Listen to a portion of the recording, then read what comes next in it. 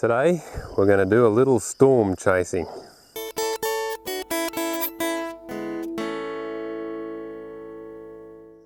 Well, g'day and welcome to another episode of Warwick Naylor's Boomerang Adventures. And today I'm going to be chasing a storm. Going to see if we can predict it right that a storm is going to come, and we're going to go looking for it and see if we can find where it's fallen. And we're going to look at some little things along the way as well while we're waiting for the rain to come. So I hope you enjoy the little adventurous outing, and I'll see you at the end of the episode.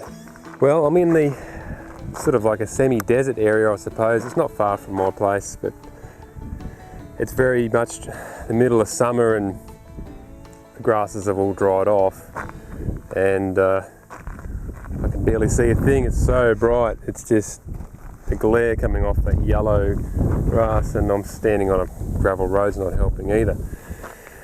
I just want to talk about this building storm that we've got approaching. It's just early stages, and all these little clouds little cumulus clouds have just started to sort of rise up and form, and the pressure's quite low, so they're starting to bubble, and the wind is kind of cutting in and out, and which you can probably hear on the microphone.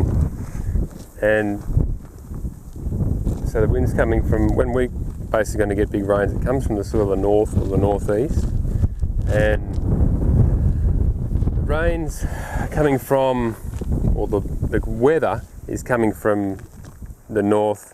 There's a big system coming right through the middle of the country at the moment, and there's been a lot of rain dumped in sort of South Australia, and apparently Western Australia's cut off from food supplies at the moment, so they're going to have a bit of a rough patch for a couple of weeks, I think.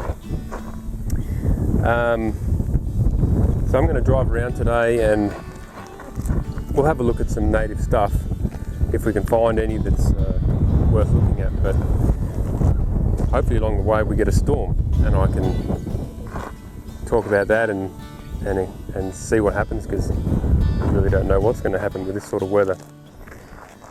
So we'll go for a drive right the way around, sort of a big loop, and then see what we can find. We'll probably end up with some water and have a bit of a splash and maybe do a fish, but we'll see what the day brings anyway. So let's go for a drive.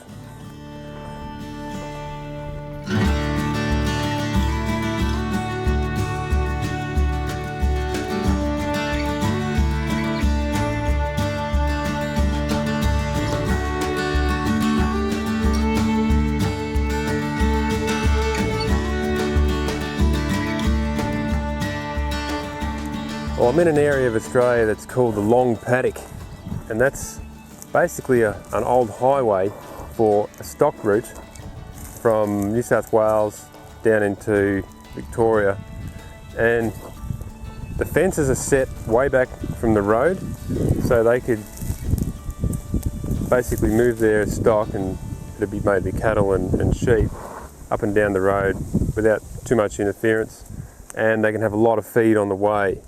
So it's Crown land until you get to the fence, and then it's private land. Now, it might have taken them a few weeks to go from, say, northern New South Wales down into Victoria, and there were certain waterhole points also along the way to make sure they didn't perish. Of course, in the drought years they didn't move so much because they wouldn't guarantee a drink along the way, although it's not that far from the Murray River at this spot here.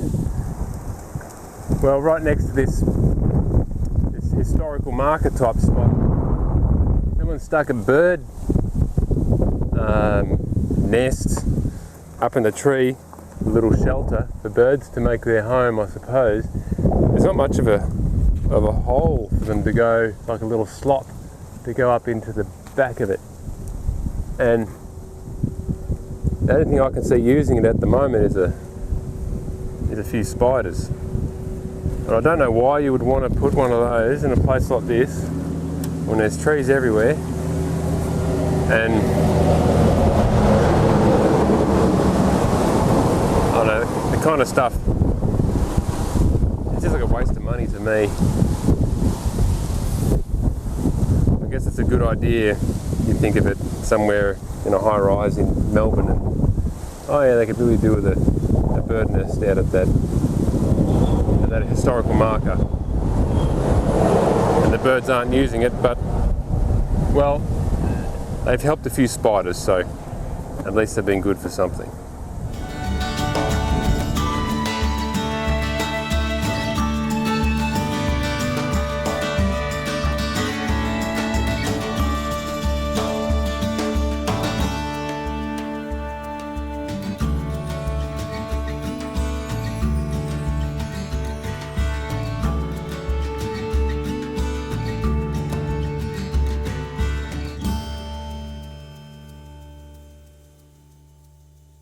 Just reading this story at the information centre at Mathera.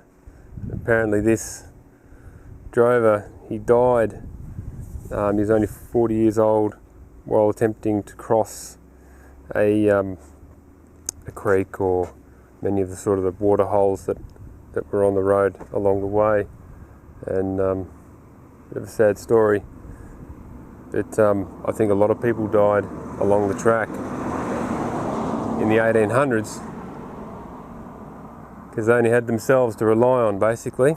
And there wasn't a lot of people in Australia back in those days either, so help was never close by, it was always far away. So it's not a bad bit of modern artwork. For modern artwork, I usually find modern artwork pretty repulsive, but this is okay. Yeah, I don't know what they made it out of, but I guess it's an artist's depiction of what happened to this poor bloke. He's got a pretty cool hat.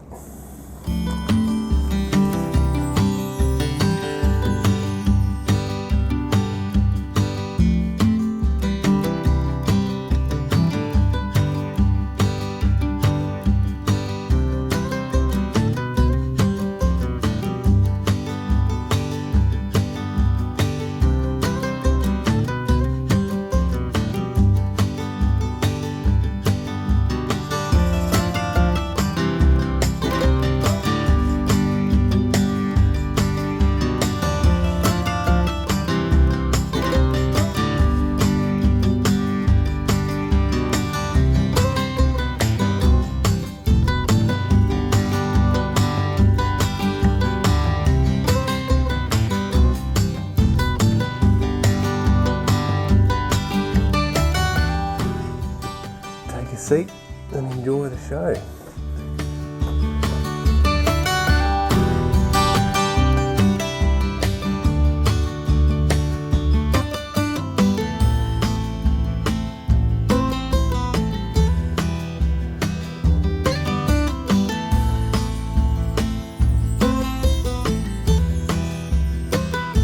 See a whole heap of swans out there.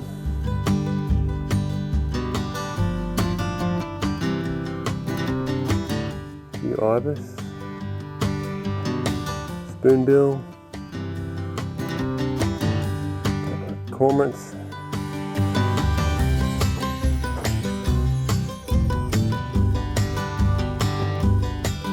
It's a proper wetland, that's for sure. A lot of cover. And a lot of food in there for the animals too. For all that bird life. Well, it turns out that birds aren't the only thing worth observing in a bird observatory. Because we're sort of on the prowl for a thunderstorm today, basically, we're looking for signs that one's going to strike at some point. So it's good to know we're on the scent of its trail, because there's these ants here, and it's nothing unusual for ants to move around, but these ones are moving their royalty. So you'll notice that some of those ants have wings, and they are basically, from what I can figure out, I've watched them for a couple of minutes, they're moving things to higher ground, and that could be because it's going to get wet further down that pylon that goes down, well, you call it a pylon I guess, goes down into the water, and so they may be triggered by the conditions, thinking that the water's going to rise, so they're moving a lot of their nest out of low ground, and they're even moving some little larvae around, some of the workers, so they're moving the whole nest, or a good section of the nest by the look of it. So we could be on the right track, chasing a bit of wet weather today. But I'm just really enjoying this observatory for the birds. It's amazing because I've never actually really hung out in a bird observatory before, and I've sort of always relied on the shade of a tree or something to sneak up on a bird. It's nice to do it in comfort and luxury. I can even hear the European carp sucking the water, because it's one of the ways they get food, is they suck the water and pull in whatever it is they're eating, weed and stuff like that, and insects, off the top of the water, and it makes these little sort of slurping noises. So I'm hearing that all the time at the moment. So it's all pretty native apart from those European carp, and there might be a few weeds that are noxious, but it looks pretty local to me.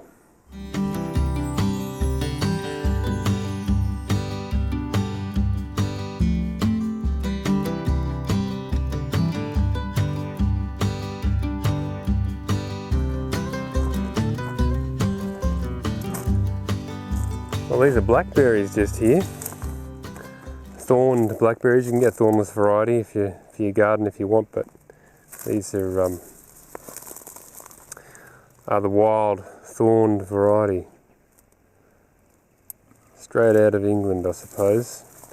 I know when the explorers first came here into Australia, they were worried about them starving to death. So one of the things that they actually introduced into Australia deliberately was wild blackberries, and they just dispersed their seeds out in the bush, particularly in the cooler areas of, say, New South Wales and Victoria, so that if any explorers got lost out there, they'd have something to eat.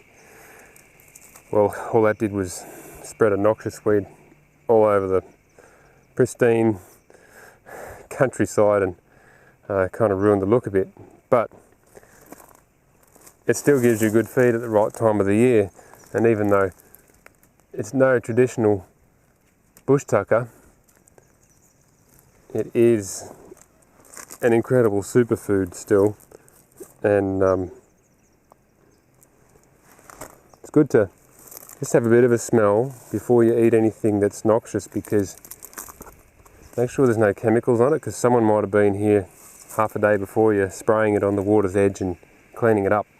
So just check that first, and if it smells alright, well, I think for me that's okay to eat it, because I've got a pretty good sense of smell. You won't get better food than that. That is sweet.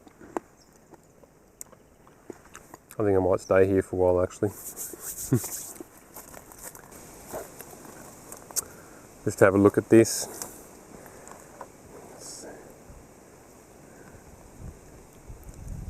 Perfect time to eat it.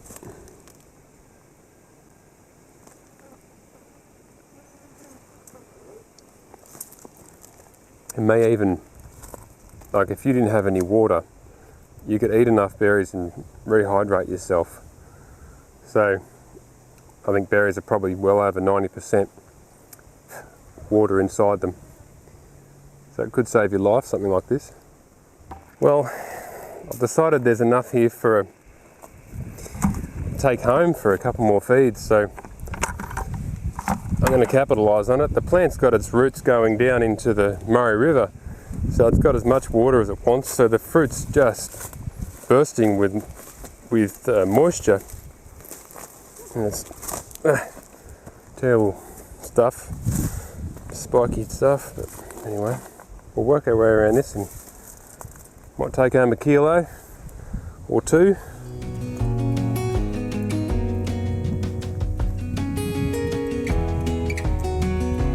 Yeah, this could be just what the doctor ordered.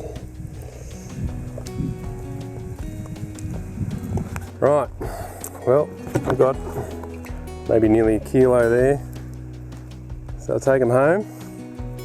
That'll be dessert for the whole family. We're still travelling along the Murray River, and each time we stop, get a good look at that cloud over there, and it's getting darker and darker, so we're heading towards a good prediction. So we'll see maybe another hour. Might start seeing some rain, some lightning and stuff. So, well, we're now back at the same spot we were a few hours ago. Must be about 3 hours later, I think. And the storm clouds have really started to brew up, and it's actually starting to rain now, in little patches. So that's encouraging. We're going to actually head further south and drive into that rain, see how heavy it is, and get ourselves a bit wet. Looking down the road, everybody going into the rain has got their lights off. Everybody coming out of the rain has got their lights on. So that's an indicator that down there it's a bit darker and a bit wetter, so that's good. That's where we're going.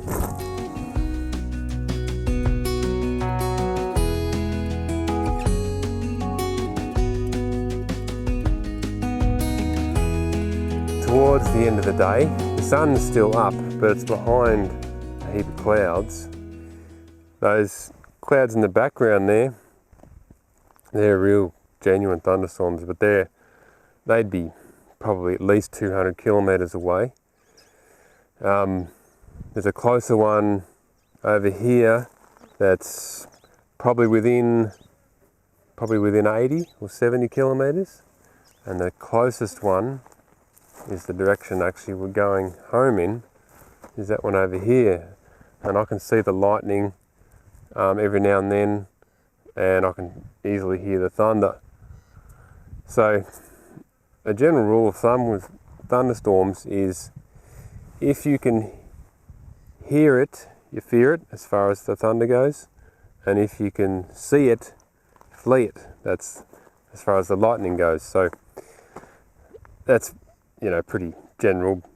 Apparently lightning will strike 80 kilometres from its source, or strike up to 80 kilometres. So that's easily within 80 kilometres. So technically we're actually in a danger zone.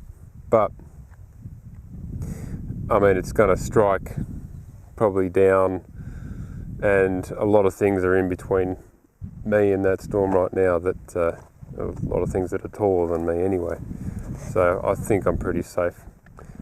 But we are driving that direction. We may end up driving through that storm, I'm not sure. We're about to find out. You see those little floater clouds off to my right? When you see those, that means it's absolutely pouring, because there's moisture ahead of the rain. So I think we might, not sure if we're going to make it or not. It's sort of looking like it's coming this way a little bit. Anyway, go for a bit more of a drive and see what we can find. There's some little bits of rain off those clouds over there. You can sort of see it streaming down, and they're only little light showers. But even as I'm talking now, that is intensifying, that storm over there. I'd put that at probably 20 k's away, because I know that area pretty well. All right.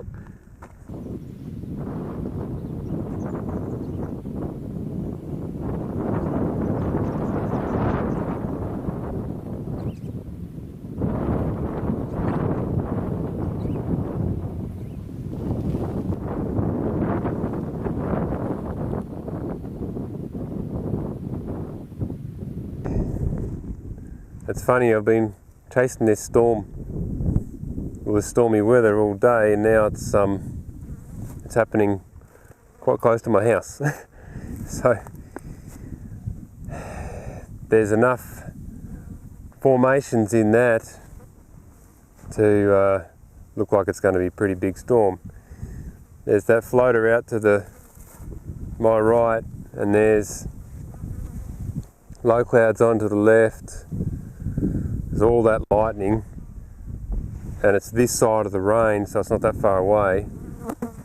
And I can even see a bit of a green tinge in that now, which means there'll be some hail in it.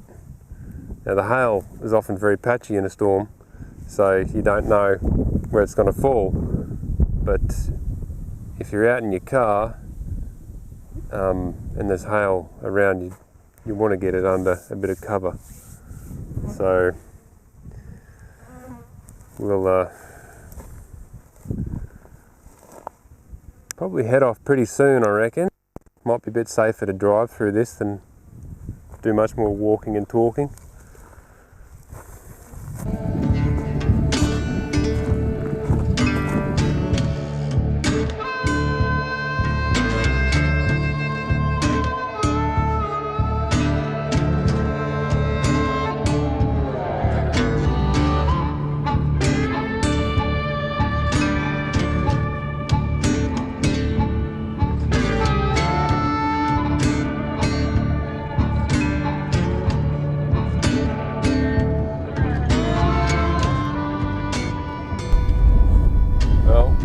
To do a little bit of storm chasing because this one's just too good to resist. It's very green, so it's very electrical, and there's some great patterns, cloud patterns in it. We don't usually get to see storms like this where I'm from, so here we are driving along the road having a bit of a look at it. Seeing what happens as we go into that storm front, into the rain itself. And we're not far from where most of the lightning is striking, and we're not far from the rain now. It's starting to kick in, so I'll just keep the camera rolling and we're going to see what happens as we go into the rain. That formation there, that is pretty interesting. Sort of looks like it's cloud is ahead of the cloud. That's sort of those floaters, almost like that Kansas twister look about it. Although I don't think we'll get a twister here today. I have seen them. I've seen 2 tornadoes in my life, and they've always been a long way off. So they do happen in Australia, but they're rare. Nearly 7 o'clock in the evening, and the sun goes down at about 9 o'clock, so we've got 2 hours of daylight left, and it's quite dark, and the clouds are very low. Oh, look at that cloud there. That's quite low to the ground, that one. That's only about probably a couple hundred metres up. Yeah, the wind has really picked up now. This is like full on sort of storm winds. It's sort of a little bit patchy, pouring in certain spots, and there's a gap, and then there's pouring in another spot, and there's another gap.